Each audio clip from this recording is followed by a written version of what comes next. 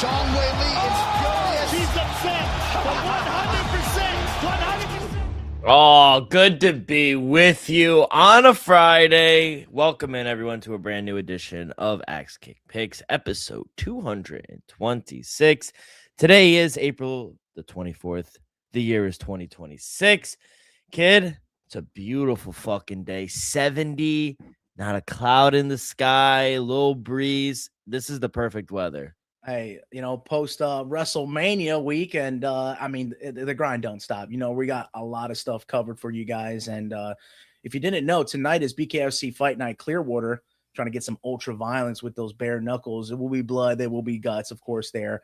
And then tomorrow afternoon, prior to the Apex card, you got Cage Warriors 205 and Octagon 87 in the afternoon. But above all, I once again want to thank middleweight champion Donovan Visa for his time, as he will be featured in the main event of Glory 107. Yeah. When is that? Yes, like I said, tomorrow evening. So you're probably going head-to-head with UFC Vegas 116. But, man, I'm going to have these dual screens going. And, I'm definitely going to be watching that Glory main event. All right. Well, make us recap us next week or put it out on socials. Let us know what happens. We got a great show for you guys. We'll recap last week, WrestleMania 42, recap Winnipeg of what you saw of it. The UFC continues this week at the Great Apex Meta Apex UFC Vegas 116. And that's about it. That's all we got prediction-wise, but we got some news to talk about, some fights that were announced. UFC will return to another destination. Got a little boxing news as well, and then Joey will end us over in 10 seconds left. But, kid, I do want to start with WrestleMania. Overall thoughts, before we get into matches, overall thoughts on day 1 and 2, and did you enjoy it? Night 2 certainly made up for night 1. I think we're all, humming and hawing about what happened in night 1, not getting our way. But at the end of the day, I think that goes into the WWE's model. You can't always give the fans what they want, because it won't necessarily set up storylines in the future. You know how the writers go, how the back rooms go. These guys dedicate their life to creating these storylines, and sometimes they take years, So I just thought that the way that night 2 went out, it made up for night 1. Night 1 was a little lackluster. Not that the performances were bad, but just I do think the outcomes, like I said. But like I said, you can't always get your way. Beggars can't be choosers. So in total, I give it a strong B+, maybe an A-. From the WrestleManias that we've seen in the past. It's going to be, hard to kind of rank them above there. But it was a solid event. We got some culmination there, some of the ends of some storylines and the beginning of others. So, yeah, just going right into SummerSlam. You know how WrestleMania leads us right into the midst of the summer. Yeah, absolutely. I thought it was very lifeless. A lot of things forced, a lot of corporate. I really didn't enjoy, if I'm being honest. Night 1, really, it all captivated when they didn't give Randy Orton his championship. I could deal with the ad time, but with the short match times we had, and then all the time you made us wait to have that and in that manner, I get it. Cody is the guy, he's one of the faces of the company, and that's why you put the belt around his waist, just like we can't refer to it as belt anymore. But, you put the belt around his waist like you do Roman in night 2. These are just bell cows, and it unfortunately is playing it a little bit safe. Paul Hunter, however you want to refer to him as. I think there's a lot of fans that are a little disgruntled with the way he's, putting the trajectory of these athletes, these wrestlers, these sports entertainers. So, yeah, like I said, I could deal with the ad time a little bit if you give me a little more match time and maybe a couple better outcomes. It was ridiculous how long they dragged it on. I think I counted between the co-main and the main event of night 1. I think it was like 30, 40 minutes. It was insane. They just dragged it on. Main events were like an hour. Like Stone Cold and The Rock, that was an hour match, 60-minute match. Shawn Michaels and Bret Hart, 60-minute match. You know what I mean? Maybe the guys don't have the chops for it now, but we're supposed to have the biggest, baddest athletes. I think these guys they're able to handle it. They should be able to be put out there to put on a show. Oh, I agree. They should be, but I don't know, man. I thought it was very lifeless. It's the corporate end of it. The fact, like you said, all the ad times, the add here, add on the trunks, add on the canvas, add everywhere you see. It's like it's everywhere you turn. It's just the corporate overwhelmation. It's putting us in a chokehold where we gonna, you know, kind of let go of the grip a little bit. Like, give us a little breathing room here.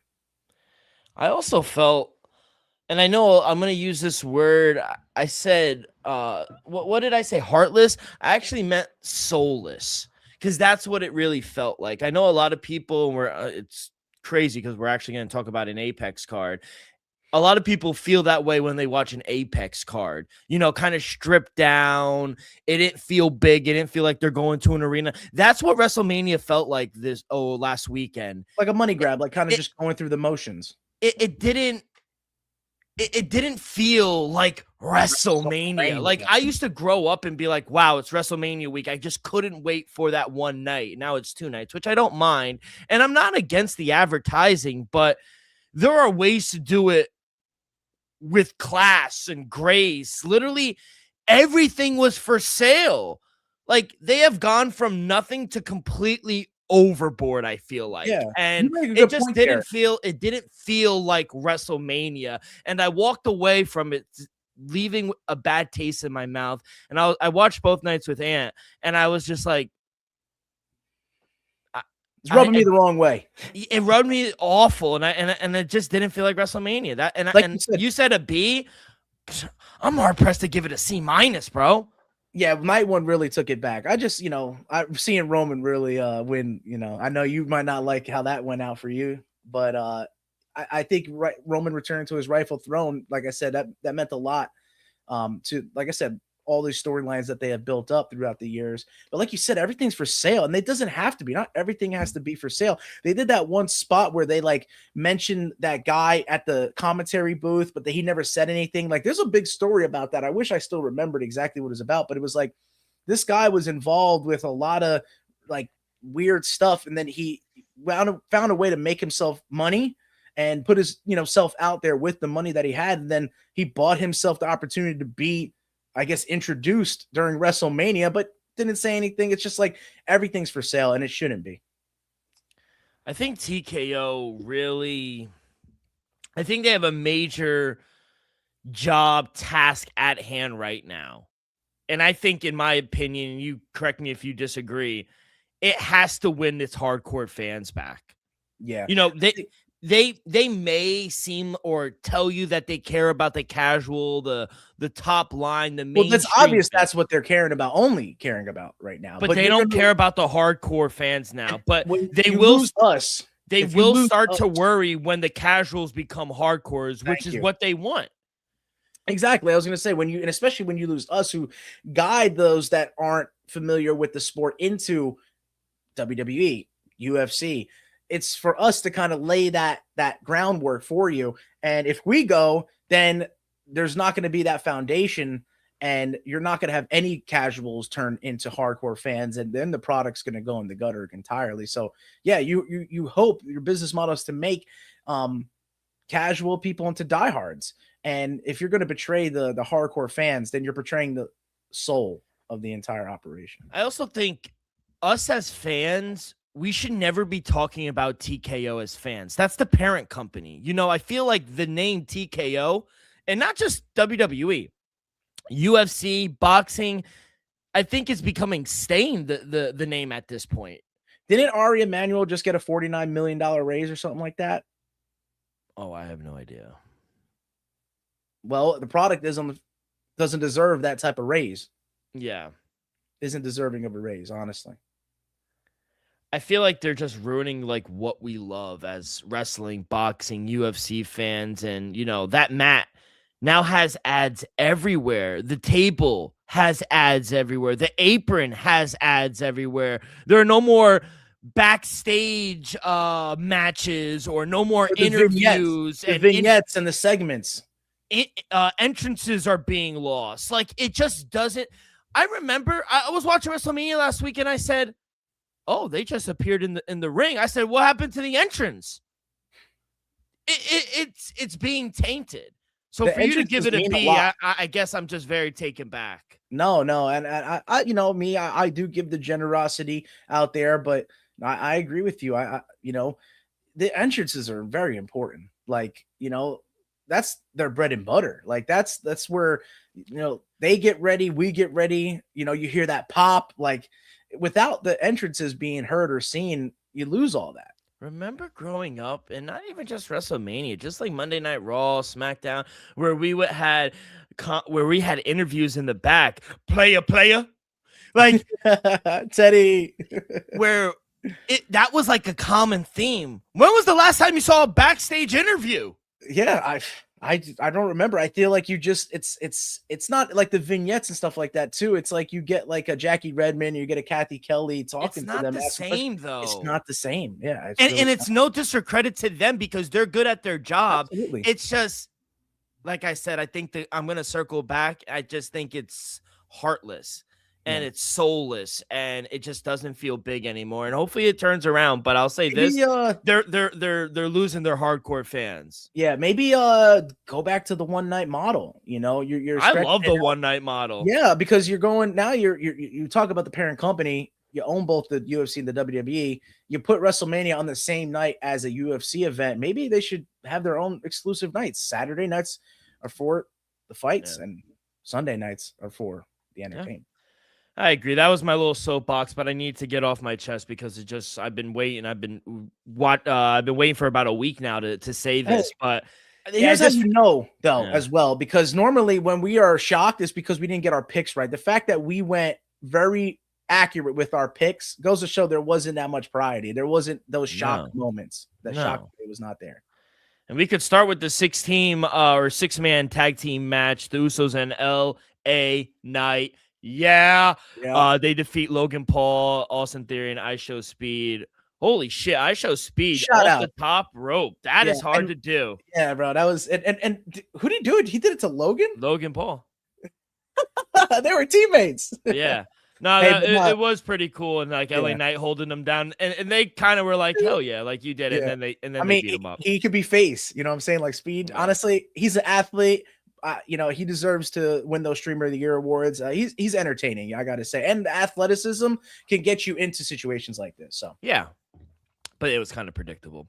The unsanctioned match, Jacob Fatu defeated Drew McIntyre. That was a pretty good fight. I liked it, but again, another one where it's predictable.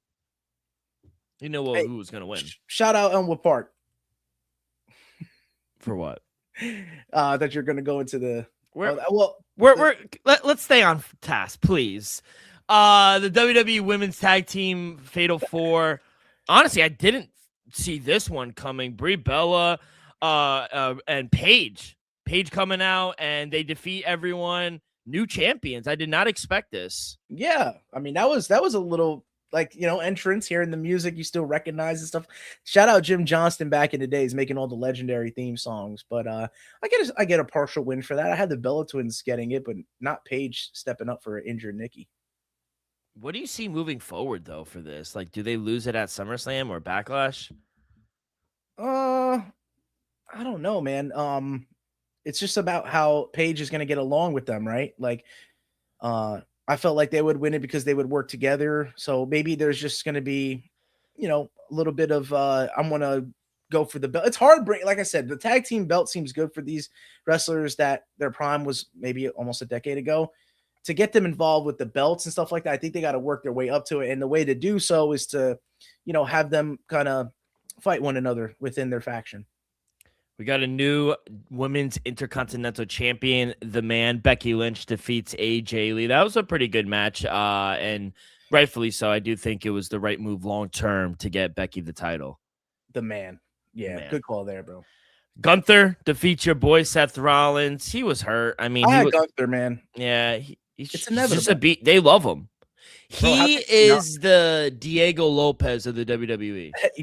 But actually performs. Actually has a game plan, comes in as the ring general. Bro, just a throwback to the old school. Doesn't need all these, high flying gimmicks or any of that stuff. Not that it is, but it's just he doesn't need to do anything. He could sit there methodically, beat people down, and then choke them out, and we're in awe of it.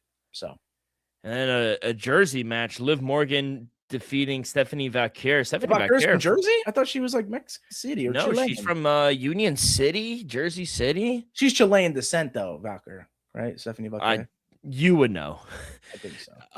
But yeah, Liv Morgan wins. Dominic is out there with her. It's her little boyfriend. But we knew this one was coming. She needed her WrestleMania moment. Yeah, finally got to that point, and then look at her right away, right into Raw, bringing out Sol Ruka and having a match with her. That me, Sol Ruka is a star. Her athleticism, second to none in the women's division. We also got an announcement that Bianca Belair, the EST, she's pregnant. So, congrats! Yeah, congrats to her. The EST. Yep.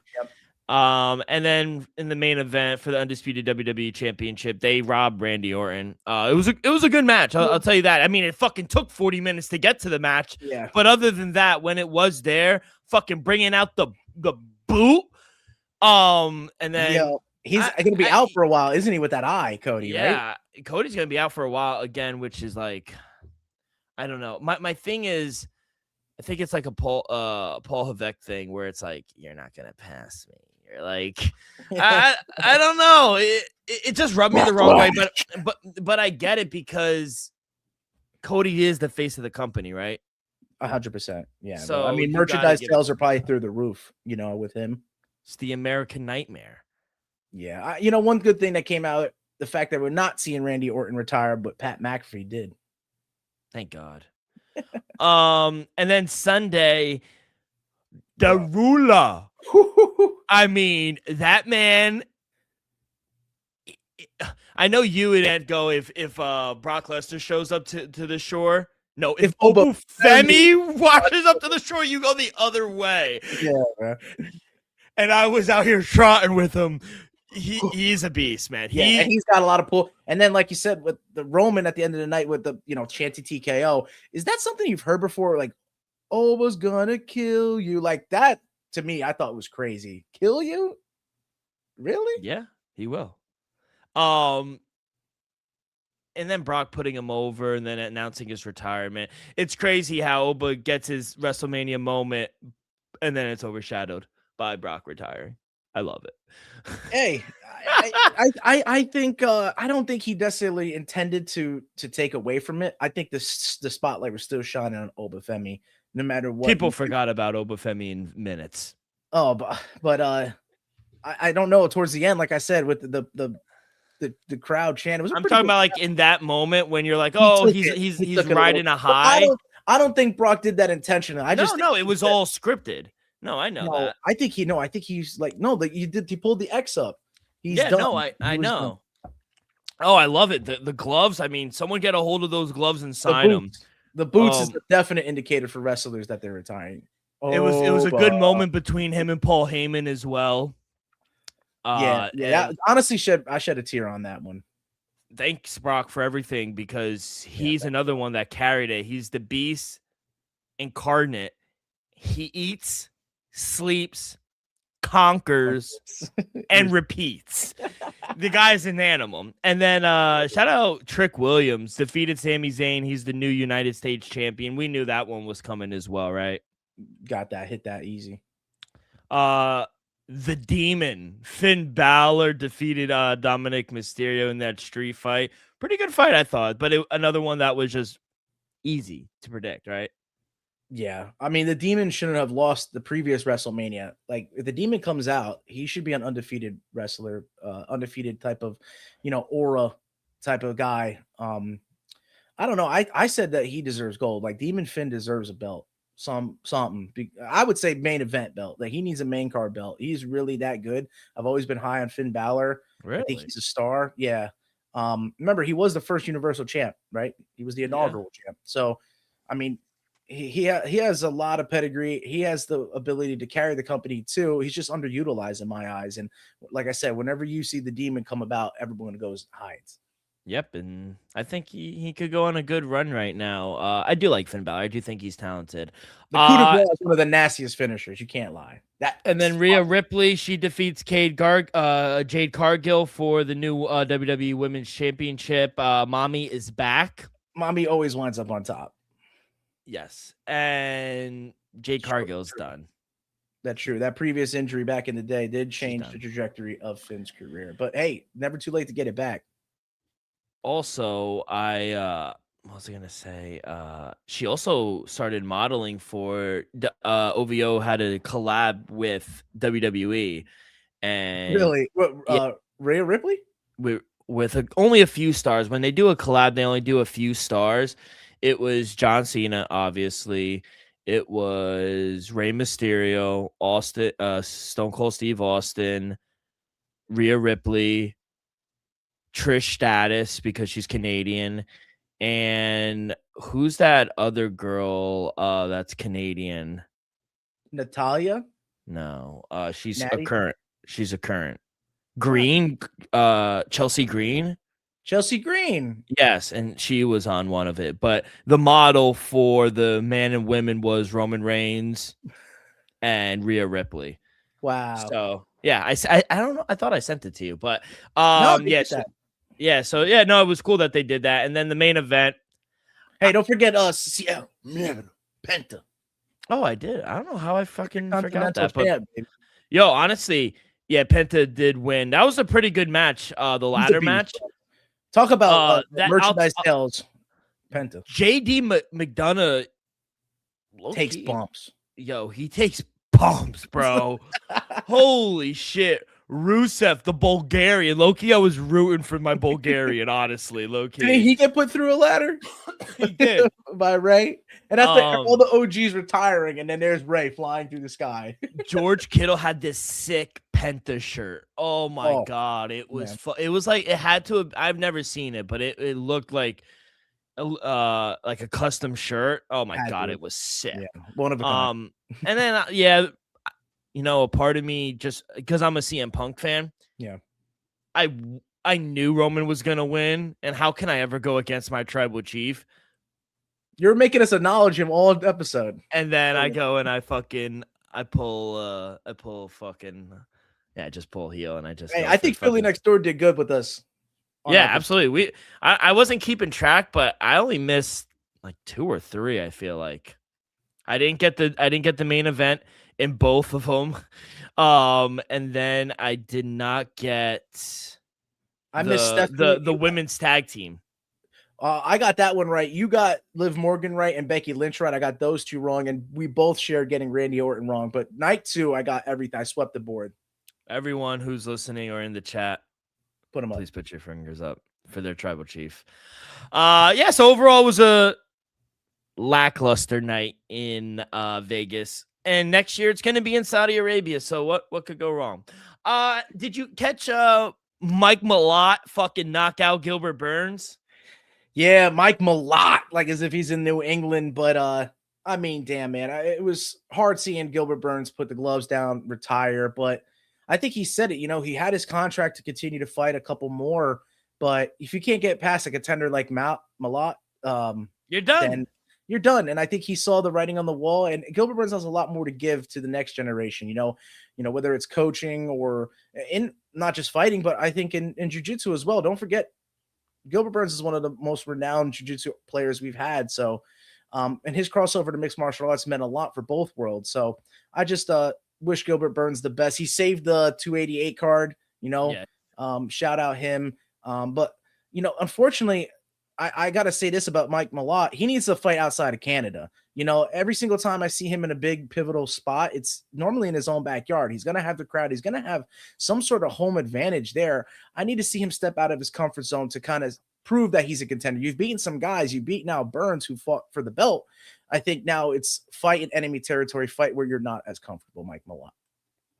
Let's also not forget, and it wasn't a while ago where my man Mike Malott got fucking put to sleep by my boy Neil Magny, baby. Death Taxes and Neil Magny. And it wasn't by decision. Nah, that's why by these fucking fists. That's why I cut it. That's right. Bro, Neil Magny's an absolute legend. If he's not a Hall of Famer, I don't know who is. But yeah, no, I agree. Mike Malott needs to fight out of Canada a little more, because it's always in Canada. And would you argue him or Jasmine Jasudavicius is the bigger star for Canada right now? Ooh, I want to go actually neither of them and hit you with the co-main event. And Charles Air Jourdain is a bigger star than both of them. Wow. That fight was great. I got that one wrong. He did win unanimous decision. It was fight of the night. Charles Jourdain gets the pretty impressive win. I was high on Kyler Phillips. I think he's a really good fighter, He but is. Charles Air or Jourdain, he does get the win, kid. Yeah, bro. He's exciting, bro. And I think he's a threat at bantamweight. Like a bigger guy going to be at 135. He's able to make that weight. I think he's going to give fits to everybody because he likes to fight. You see, he's able to grapple. He's good in scrambles and he's got power still. He's got accuracy. So that's why I say, if you're talking about who is Canada backing, I don't know, maybe the French Canadian and Charles Jourdain, baby. They're not backing Mendel Nello. Tell you that. He got put to sleep in the fucking first round. My boy Jai Herbert. Dude, the back he's like that. Yo, bro, the brawler, he's a beast, bro. Remember he dropped Topuria. Nobody's done that, bro. since. My boy from across the pond, Jai Herbert, got some shit in his fucking hands, bro. He cashes out a plus 140 dog, and it was crazy because all week I was like, and obviously hindsight's 2020, but I'm sitting there like, I probably might take a flyer on Jai Herbert. I think it's too close. I thought it should be a pick 'em. Yeah. And I eventually just stayed away. Didn't love anything on the card.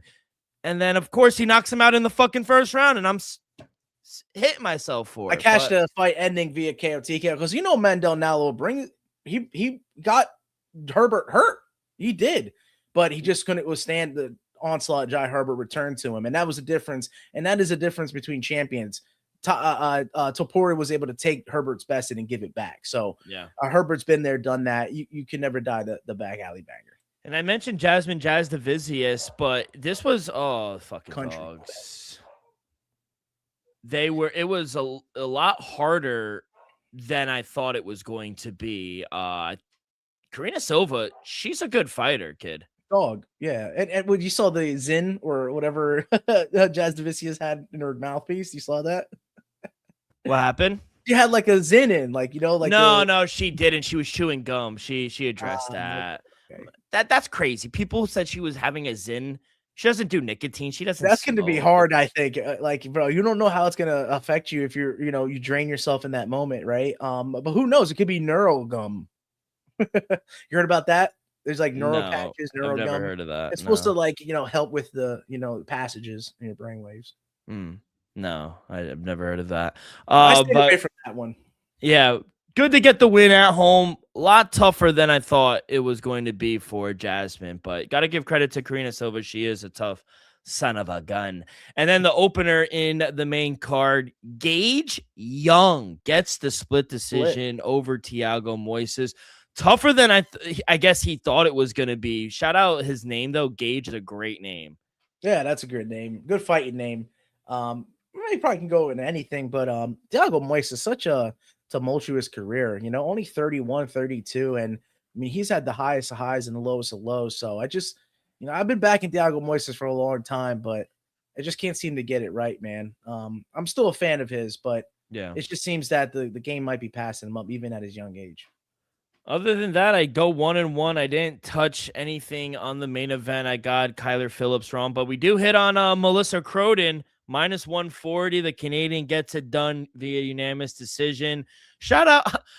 I know I joke around, but JJ Aldridge, she cashes as dogs. She is tougher than people think, bro. We got to look at her last 5. You're pretty sure you're right. She's been a dog in all those fights and has cashed about 4 out of the 5 times. So, I mean, last week plus 150. I mean, it's worth a flyer at this point. She's going to be in a lot. If it goes the distance, she's going to be in those fights. But here's the thing. I think there was an argument that she lost that. Am I wrong? People were saying that Horth won that fight. Oh, I didn't watch. Okay. if I'm being honest, I watched I started watching when your boy Dennis Bazooka got knocked the fuck out. And my boy, no, I had Mauricio Barbosa with the KO. That's 2 weeks for as we're seeing like the newcomers come in, we're fading them because I mean it's just hard making it at the upper echelons of these fight games, but.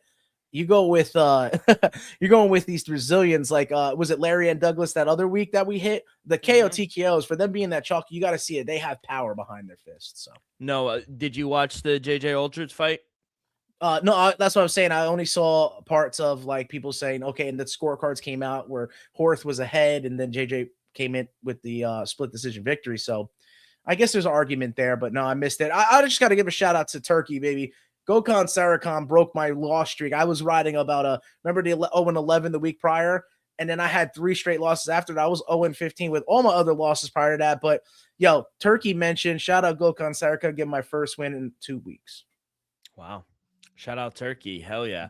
Overall, I didn't even check my I was 1-1 in UFC and then WWE. I only lost like 3, so 5-6 for UFC. Winnipeg for me. And KSW was good. You know, I missed the main event. I took a chance. Oh, shout out Phil DeFry. Was it 14? And still Phil, 14. I mean, this is, if not Yo. the most legendary fighter of all time. I mean, you're fighting at the heavyweight division.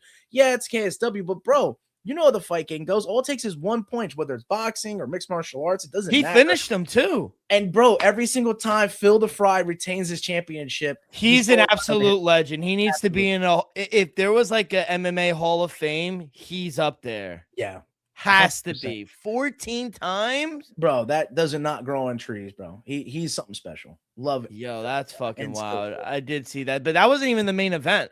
No, but he deserves it. And yeah. It's the best nickname in sports going. And still Phil. And still Phil. Hell yeah, that's fire. But yeah, kid. All right, let's get into these picks. But before we do that, quick word from our sponsor. We're brought to you each and every episode by Viva Tequila Seltzer, the most refreshing hard seltzer on the market, hands down. There's no wonder why Viva was voted #1 hard seltzer in the world by San Francisco World Spirit Competition. With only 88 calories, 0 carbs, 0 sugar, and a light 4.5 ABV, Viva is the perfect drink for your post-game celebration, as it was created with that active lifestyle in mind. We flavored tequila seltzer because flavor is the spice of life, and we like our drinks with just a kick, just like how we like our lives. Whether it's Huckleberry playing around a golf with the boys or an elderberry watching UFC Vegas 116, it doesn't matter. Our favorites pair perfectly with that Artisanal Blanco tequila for that subtle and refreshing drink. Our belief here at Axe Cake Picks and at Viva is to live long, live well, and live it up. All right, kid, let's get to it. UFC Vegas 116 at the glorious Meta Apex. Prelims go out at 5 p.m. here on the East Coast on Paramount Plus. Main card starts at 8. I'll let you start it off, kid. I'll save this. This card, I feel like, is better than the Winnipeg, and that was in front of people. Bro, I mean, Aljo carries a name, and Zalal is no joke, bro. And then the rest of the card just a stack. But you got some names. Like, we even got the fireman, but Francis Marshall. Yeah, Jersey boy. But if you know jiu-jitsu, right? If you followed IBJJF or if you followed Abu Dhabi or any of those sorts, there are a lot of jiu-jitsu players, world-renowned jiu-jitsu players on this card. So, I mean, like you said, the name value will certainly carry for UFC. You know who's a world-renowned jiu-jitsu practitioner? Who you got? Maya Brenna Silva. I'm sorry, that one was too easy. All right, kid, start us off. We're in a women's fight, right? Yeah, strawweight. And Talita Alankar is a jiu-jitsu player, but she's a dog here at plus 220, taking on Julia Pilastri at minus 240. I don't have an official play because my heart in it would have probably taken Alankar, but little inconsistencies, I think. She does try to get the fight to the mat, but Pilastri, I think, has some hands, and she's fine anywhere it goes. So I do think the line is right. But like I said, if I were to touch this fight, I'd probably bet with my heart and lose taking the dog and Alankar. So I'm going to stay away for the first fight of the night. Yeah, nothing for me, kid. And then in the next fight, we had the welterweights going to center stage, and it's Max Payne Griffin, who is dog at plus 125, taking on Victor Valenzuela at minus 135. And yet again, you know, Max Griffin has been inconsistent throughout his career, but one thing he's not inconsistent about is his toughness and durability. I mean, I don't think I've seen Max Griffin get finished in over 5 years. And, you know, he's won fights amongst their time against very tough competition. And Victor Valenzuela has lost in guys that you don't necessarily recognize. So with all these newcomers coming in and getting favorited on these odds, I'm going to go with the dog here and take Max Griffin. He's cashed before for us, so I just think the toughness is going to come into play. I think Valenzuela is going to have to catch him, which he hasn't been so lucky as of late. I think as the level of competition's gotten harder, he's kind of leveled off. So, yeah, I'm going to go with the Max Payne Griffin pick here at plus 125. You like that. I know you do. Yeah. And I know you're not going to like the next one because at 145 pounds, these featherweights have been called in on short notice. Francis Fire Marshall is minus 500, taking on Lucas Brennan at plus 475. And I'm going with the dog. I'm taking Lucas Brennan at 475. You know, I'm going hunting here. I like the ceiling for this kid. You know, they're both newcomers, and Francis Marshall has seen some UFC experience, so I understand the odds. But man, Lucas Brendan Kachak is here. I've seen him in other promotions, so let's see if he can make his way into the UFC with a win over Francis Marshall. Yeah, Francis is at this price. It's hard to back him. I would. Yeah, right. Got to take it's Dogger Pass. Dogger Pass. Thank you for that one. And then this next one, though, I think the odds are right. You know, Cody Durden has been called up time and time again, but I just don't think he's able to string these wins together. So plus 525 makes a lot of sense to me when you see who his opponent is. I think Jafil Fillo is big for the division. 125, I think he has finishing capability. I think a lot of people are seeing inside the distance is favored here. So minus 525 is the right line, but I'm going to go with something that you don't normally see with him because it's still got a lot of potential.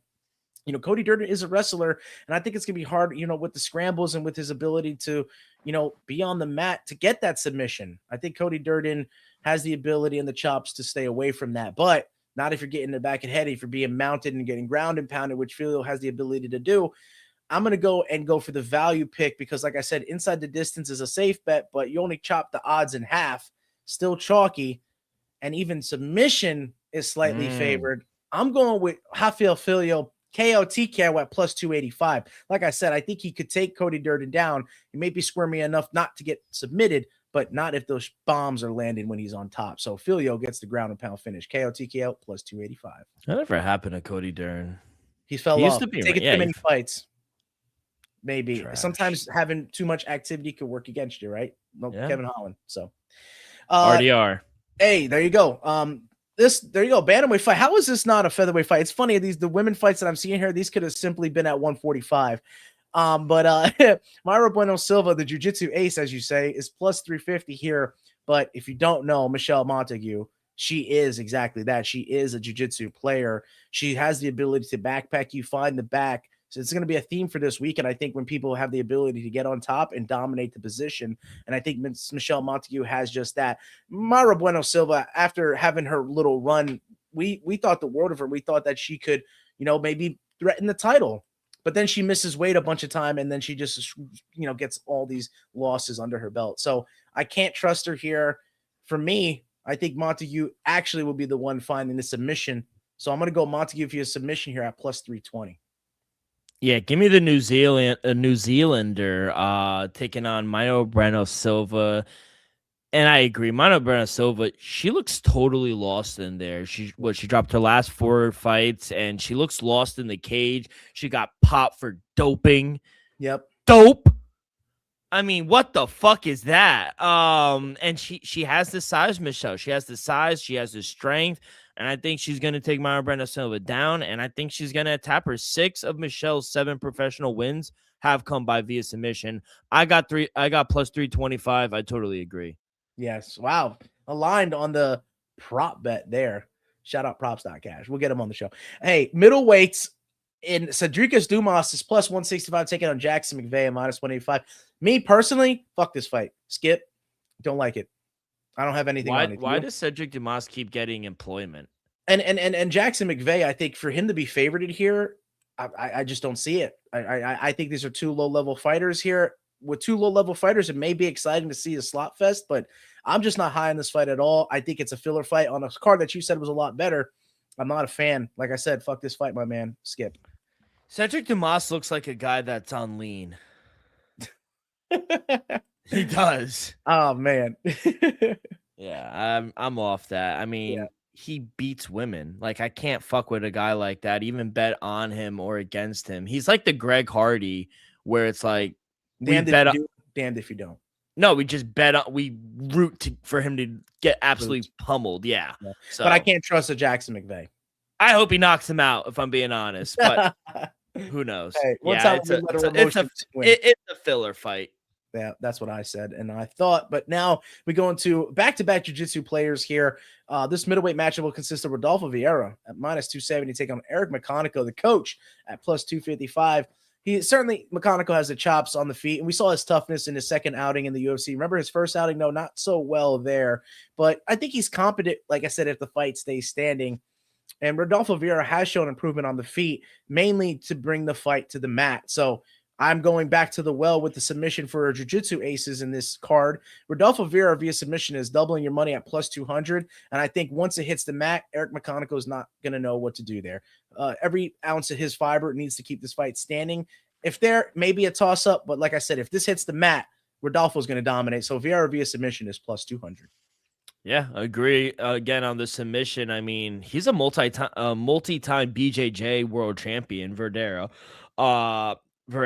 So, and you know, he has been alternating wins and losses over his last 4 fights, but I just think this is a great matchup for him. When you look at the type of fighters that he's beaten lately, you get a clear image of what you need to do to win, and I think that is to get him on the floor, wrestle him, take control, force him, and not stand and trade. You know, both Bo Nickel and Andre Petrosky did that, and Vieira faltered.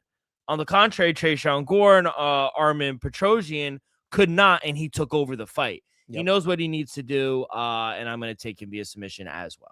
How about that, my man? So alignment at the Jiu-Jitsu Aces. Let's see if we go third time's a charm in the heavyweight division with Marcus Buchecha here, who is getting a favorite of minus 130. So a little bit closer than the others we've seen because Ryan Superman Span, he's been there. You know, going up the weight class may do him a little bit of favors because who knows if he was killing himself to make 205. But also we said, you know, even though I had a wrong take about Paulo Costa moving up in weight, it has an opportunity for you not to work as hard, but we didn't see that with Paulo Costa. So that's why I think the odds are a little bit closer, but Ryan Spann has his submissions and he has his knockouts. And I think he's explosive, but like you said, as accomplished as Rodolfo Vieira is, Marcus Buchecha is that much more.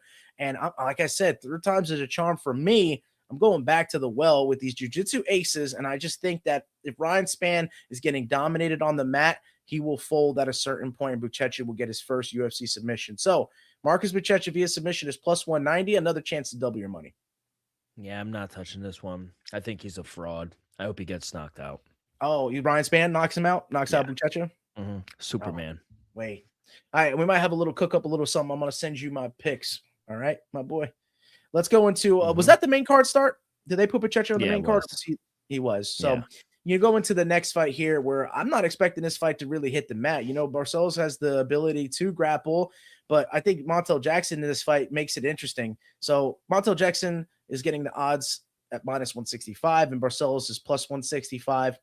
You know, I see a great opportunity to cash with the dog here. I mean, Barcelos has been outperforming his age time and time again he's on a win streak, about a 6-fight win streak here. So, I mean, I'm seeing him at a dog price and I do think there's value here. But Montel Jackson is dangerous. He is quick, hence his nickname. Remember the past couple of knockouts he had? Yeah, those one touch of Damon Blackshear, right? A couple of those times he could touch you because he does have some power. I just wonder which kind of fight we're going to get out of this. So, with that being said, I'm actually going to go opposite of the public in terms of the odds, in terms of the total.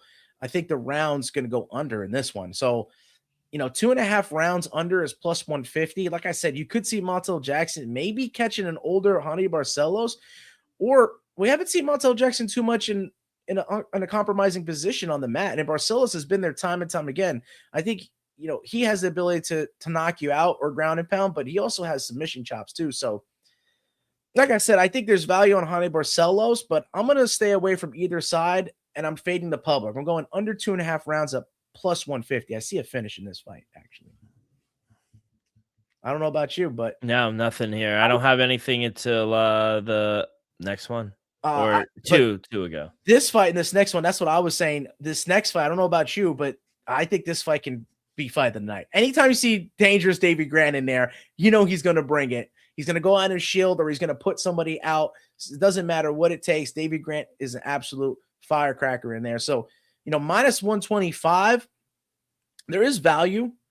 I just think what it is the last couple of performances we've seen Davy Grant, I have seen him kind of decline a little bit. I think there is regression in his age, and there is something about that age gap. You know, it's timeless Davy Grant really when you back him. But I remember seeing Adrian Luna Martinetti's performance last time out. I mean, he looked really good, really quick, really sharp, and I think though Davy Grant keeps fights standing and he, you know, you don't necessarily want to be there with Davy Grant most of the time on the feet because of the damage that you could take from him.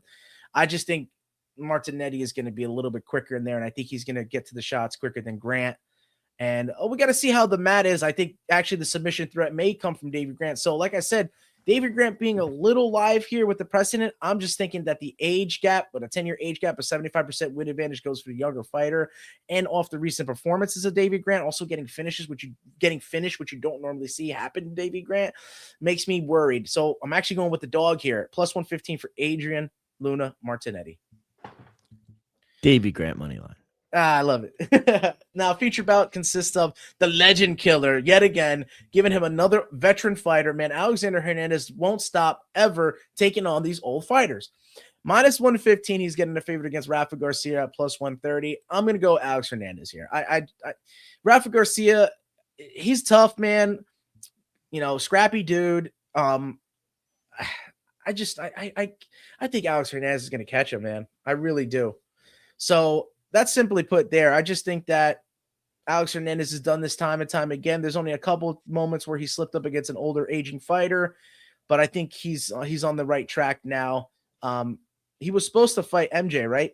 Michael Johnson, and then that fight got canceled. So he was already in a camp, got ready, and here he comes again. Rafa Garcia has been on the shelf for over a year. I think with the activity and with the age, yet again, Alex Hernandez, like I said, he might catch Rafa Garcia in this one. So I'm going to take Alex Hernandez on the money line minus 115. I'm taking Alexander Hernandez as well, minus 125. Ton of momentum with him, too. Riding a 4-fight win streak and his striking.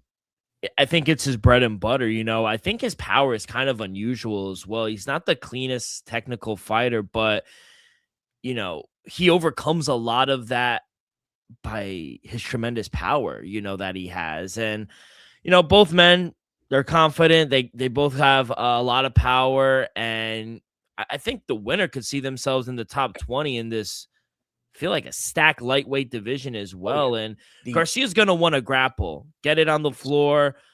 And obviously Alexander Hernandez is going to strive to keep this fight standing where, he could try to knock out Garcia. But yeah, I think he's eventually going to catch him late. I like the over 2.5 rounds as well. I do think he's going to catch him late, but I'm going to just take him on the money line, Alexander Hernandez. I think it's going to be a highly competitive fight. I just think he edges it. And if it goes to decision, I'll still take Hernandez. Yeah, absolutely. I think he can outpoint him, if the power doesn't connect. I think he'll have more when it's said and done. But we're at the penultimate matchup here. And I think this has a lot of stakes. Jocelyn Edwards is on a streak. Norma Dumont fell short in her last outing. But I had a little funny thing here. If you notice, both these fighters are bigger for what was once 125. Also have missed weight at 135. I said both fighters to miss weight and the fight to take place at 145. Only our friends at Kalshi can give you that type of bet. But they both made weight. All right, so I digress. But as much as people are backing Norma Dumont, I'm actually going the opposite side. I think the level of competition does favor Dumont. I think her performances in there favor her. She's got the stand-up ability, but I think just the finishing capability. And I do think Jocelyn Edwards may have a little bit of a power edge. I'm going to go with the dog here. I'm going to go dog hunting in the co-main event. I'm going to take Jocelyn Edwards at plus 190 here. I can totally understand that everyone's going to be back in Norma Dumont. Big Norm. And I think the grappling picture is really where it is. Jocelyn Edwards, yeah, good control rate, her accuracy as well, just holding it down. But I just think Norma Dumont, I think she's a problem here. And I don't want to take her on the money line. Minus 250, it's kind of crazy here. But getting it down to minus 135 for via this decision, I think that's it. 0 UFC finishes, elite defense, and she's a grinder. She grinds it. She always goes to decisions. And, I think the prop kind of reflects how the fight will most likely go. So going to watch this one closely. I do think Norma is the right side. The odds are there for a reason. I understand going dog hunt, but there's levels to it. Norma Dumont, baby. Yeah, and I don't blame you for that. It's like I said, it's just can Jocelyn Edwards make it 5 in a row? 5 finishes in a row. Tamara Vidal, Chelsea Chandler, Priscilla Cachoeira, Nora Cognol. These aren't the top echelon of females in the 135-pound division. But you look at, like you said, with Norma Dumont, let's go all the way back to Daniel Wolf. That was a couple, and I thought she lost recently. It was not until 2022. Norma Dumont is also on an absolute streak here. Kyle Hosa, yeah, they share an opponent in Chelsea Chandler, but hey, Jermaine Durandame, we've been talking about with the Bull. Irina Aldana and then Caitlin Dutch Vieira, bitch. they're at the top of the heap in this division. So, like you said, based off precedent and pedigree, Norma Dumont should have this in the bag. But I'm just going the opposite of what I've seen everyone else do. So now we've made it to the main event of UFC Vegas 116. And man, they're doing my boy Aljo dirty. Former champion, I think, deserves a crowd. And so does upcoming star, phenom, in my opinion, who took Topuria to the absolute brink. And yeah, it was at 145, but Yusuf Zalal, I think he could probably go to 155 and be competing. So actually, could probably be a bigger fighter in this because remember, Aljo was the 135-pound champion. He moved up. So I think it makes for a very interesting matchup. And I got to hear your opinion first. Mind you, Aljamain Sterling is the dog. He's plus 120. Yusuf Zalal is getting the nod at minus 125. Yeah, I think Sterling is being overlooked here. I think his striking, a lot of people don't like it. I think it's being overlooked and it has developed. Now, obviously, he's not like Sean O'Malley, but I think his striking has developed going out there to Las Vegas. And obviously, he has that unrelenting forward pressure, his cardio, his grip, his wrestling, his jiu-jitsu, his backpack. I think he's going to be fine here. Interestingly enough, though, Zala, 29, he is going to be the larger man in the cage on Saturday, and I'm sure that's going to force Sterling to even apply more pressure going forward and try to wrestle with him. And I don't think Sterling's going to stand for the length of the time and just try to stand and box Zala here. And I think he has to blitz him like a fucking linebacker, honestly. And Aljo, 36 years old, former champion. He's an absolute elite in the weight class. He's a great wrestler. He will force a lot to defend. How many takedowns? We don't know. I do like to prop over 2.5 takedowns as well for Aljamain Sterling. But I don't know, man. I was back and forth because I don't think he deserves to be the favorite. So I have to take the former champion. These two have actually trained together as well. They know each other well. But I think it's going to be a highly technical fight. It's going to be a close one. And I know I'm hesitating to take a side, but I think I have to recognize who Sterling is, his experience, the fact that he has competed in many of these main events before, while this is a loss first. Hey, I know he went out to Vegas, but Ray Longo's still going to be in his corner, right? Of course, he's always going to be in his corner, just like Marab. But yeah, first main event, I'm going to fade Zala here. Give me the future Hall of Famer in Aljamain Sterling. Hey, my brother, we were aligned on practically every pick except the little Davy Grant shot you threw in there, which you don't have officially, but maybe we'll see something later on that. And this is the one time that we're opposite because, I actually expected Yusuf Zalal to maybe catch a takedown or two. So I was going to go over 1.5 takedowns for Yusuf Zalal in this one. Not to say that Aljo can't absolutely do that. And if he finds Yusuf Zalal's back, it's going to be a long night for Zalal. That's happened to Peter Yan, who is the champion currently at 135. So who's to say it can't happen to anybody, right? Aljo has the chops to do so. And I like the dog pick here, but I think the scary part for me is the difference in the stand-up. The speed that Zalal is able to throw his combinations and stuff. You've seen Aljamain Sterling at times. Yes, he's improved, but still he has some bad habits, and they may surface in this main event. So I'm just going with, once again, a younger fighter who has seen the top, and that would have been the fight that he gave the hardest besides Jai Herbert to Topuria, to Ilia Topuria. So I think that Yusuf Zalal is kind of gunning for that. He wants to. This is a great fight for both of these guys to get into the title picture. I think if you come off of a win, if Aljo does or if Yusuf Zalal does, I think they might be one fight away. I think that's arguable. So I do like Yusuf Zalal. You and I were high on him, but I can understand the bet of Aljo because there is value there. But I'm on the other side. I'm going with Yusuf Zalal, minus 125. And like I said, I got that prop for over 1.5 takedowns. I think the money line's safe for him. He possibly could finish him, but I also see value in the over between these two. I think both of them can drag it out. Yeah, I agree. I think What was it at? I thought I saw over 4.5 rounds or something. I saw. I like that. Yeah, it's like minus 180. I like that too. But it was a little chalky for me. A But little bit, yeah. Aljamain, by submission. All right, kid. Good luck. Good luck. Should be a good one. Definitely better than the Winnipeg card, in my opinion. But lock in 5 p.m. on Paramount Plus is the prelims. Main card goes off at 8 o'clock. Before we get into some news, we are presented by Kalshi, real money predicting sports. Kalshi is available in a ton of states, and once you trade $10, you get $10 with our promo code ROCK with 2Ks 24. That's Kalshi, promo code ROCK with 2Ks 24. Okay, we got some news to talk about real quick before we end it. We found out like in the middle of like WrestleMania in Winnipeg, Hazmat Shemaev has signed with Real American Freestyle Wrestling. Great move. I cannot wait to see him on the mat. Bro, him all over the mat and not have to worry about striking, which he can absolutely do, obviously, as the champ, but we know him to be one of the best wrestlers we've seen. I would like to see him dominate some guys. We've seen Arma Sarukian dominate some top-notch wrestlers. Imagine Hamza getting in there and what we get to see. It's going to be amazing. I can't wait. We got some fights that were announced for this Apex card, headlined by the future Hall of Famer, Bilal, remember the name, Muhammad. Bryce Mitchell taking on Victor Henry. We got Marcus McGee taking on Jacob Wachowski, the Polish guy. Oh, yeah. Wiklax. Yeah, Wiklax. Thank you. Wiklax.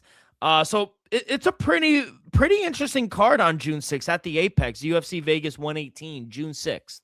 I mean, it's hard seeing what Wiklax has been able to do, but McGee, man, I don't know. Coming off the loss against Peter Yan, he might be a threat in there.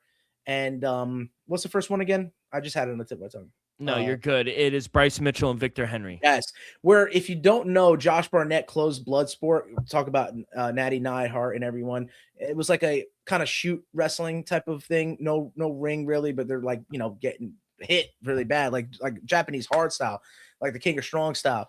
But now Josh Barnett is the head trainer for Victor Henry. He can focus all his energy on Victor Henry and get him ready for Bryce Mitchell, because that's a big fight for him in his career. You get a win over a name like Bryce Mitchell. I think that's a big one in the later part of Victor Henry's career. Because mind you, he joined the UFC and the UFC ranks the later part of his career. But it's Bryce Mitchell not taking easy fights, because if you guys don't know Victor Henry, this ain't an easy fight by any stretch. No. And then we also got news during the event. UFC is returning to the National Gymnastics Arena in Baku, Azerbaijan, June 27th. The promotion has announced a multi-year agreement that will bring UFC fights once a year to Baku through 2028. Baku seems really cool. Yeah, I mean, I would love to visit. I'm getting my passport together, so man, Azerbaijan, baby. Yeah, that's fucking sick. It seems cool. Yeah, it was a great crowd. That big flat Azerbaijan flag, I mean, that's got to be a sight to behold. We got a banger for International Fight Week. It's definitely on the main card. Corey Sandhagen will take on Mario Bautista, UFC 329, July 11th, 3-round bantamweight bout. It's a rematch. Can Mario Bautista bounce back after that tough loss? Yeah, I mean, he absolutely could. Against the Sandman? Yeah, I mean, that fight could go either way, man. Don't sleep on Mario Bautista, bro. So it's the Sandman. When are we gonna get Corey Sandhagen against Sean O'Malley? When both of them Sean lose? O'Malley is ducking him. Hey, when both of them lose, though, there's gonna be nowhere to run. Ayman Zahabi. Ayman Zahabi's gonna win. Mario Bautista. And Mario Bautista's gonna win, and then they're gonna force them to fight. I can't wait. I can't wait. By the way, real quick, before we get to 10 seconds left, we have some boxing news. Moses Atama, he will headline the O2 Arena July 25th. Opponent TBD, but he is going to headline an event at the O2 Arena in London. Who would you like to see Moses Atama fight? Deservedly so. Maybe I don't know if he can get the winner of it's Wardley and Dubois, which is an upcoming one, ain't it? Mm-hmm. Man, I would put him against the winner of that. I really would, but they'd probably put him against the loser of it. And I'm favoring Wardley. I hate to say it, but man, you're the game a Wardley guy. Yeah, and he's cash for us. So I agree. I don't know. Going into Dubois fight, I might favor Wardley, and if Atama gets his win, I'd say put those two together. Might as well. gonna be fucking fireworks. I love Moses Atama. I think he's so fucking good. Yes, All right, kid. 10 seconds left. One Samurai Wednesday night. Nothing over the weekend. No, not until Wednesday in the middle of the week, bro. Jeez. But that whole like controversy with one suing their star guy, Rodtang, and he's in the main event of this card. I mean, how does that work out? But obviously, I'm touching that, and I'm touching the featherweight championship. I mean, it's one of that we have to talk about. Jonathan the General Haggerty is taking on Yuki Yoza, and I mean, this is gonna be a fight for the ages. I'm going with Yuki Yoza. I mean, his kicks, the way he's able to throw his legs, his front, he's spectacular. And Jonathan Haggerty's no joke, but I just think this is one of the highest fights in all orders you can get in technicality, speed, and ferocity. The power that they have, I think it's going to be a spectacle. But I'm actually going with Japanese Yuki Yoza in his own backyard. And then the Rodtang against Takaru, like I said, with all the emotions mixed for the interim bantamweight championship here, I'm actually going with Takaru. Though it's his retirement fight, this is a rematch. Rodtang got him the first time around. I think with the controversy that Rodtang's dealing with and the company won, I think Takaru gets a win here. Who's to say that Rodtang doesn't go out there and take a knee? You want to sue me and I'm the face of your company? Who's to say? You guys need to find elsewhere to get your money, not from your star player. Nope. So that's shame on you, one. But at the end of the day, if it comes down to, brass tacks, I think Takaru in his retirement fight gets it done finally. Well, kid, I hope you sweep the board. I hope I sweep the board this weekend. UFC Vegas 116. Kid, good luck. Enjoy the fights. It should be much better than last week. But we'll see you back next week for another probably UFC card. But until then, take care of yourself and each other. Peace.